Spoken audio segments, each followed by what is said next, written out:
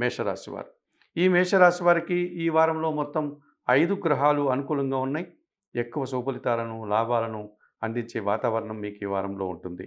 దశమ భావంలో చంద్ర సంచారం వల్ల చాలా సంతోషకరమైనటువంటి వాతావరణాన్ని, కుటుంబపరమైనటువంటి ఆనందాన్ని, మనసుకు నచ్చేటువంటి కొన్ని సంఘటనలు జరగడం వల్ల సంతోషకర వాతావరణాన్ని మీరు చవిచూస్తారు.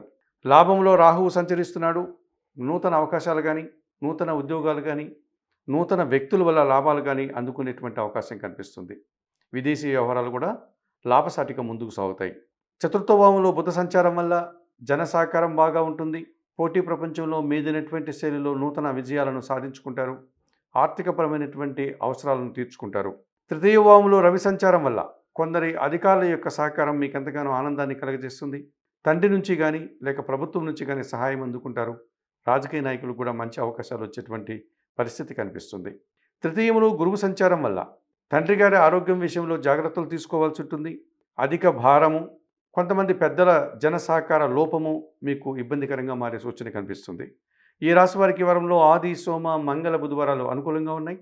దానాలు ఇచ్చేటువంటి క్రమంలో కొన్ని శనగలను గురువారం రోజు గురువులకు కానీ పేదవారికి కానీ దానం చేయండి. స్తోత్ర పారాయణం విషయంలో దక్షిణామూర్తి శ్లోకాలు ప్రతినిత్యం చదువుకోండి. ఆలయ సందర్శన కార్యక్రమంలో భాగంగా దక్షిణామూర్తిని దర్శించి నమస్కరించుకోవడం వల్ల మరింతగా మంచి ఫలితాలను అందుకోగలుగుతారు.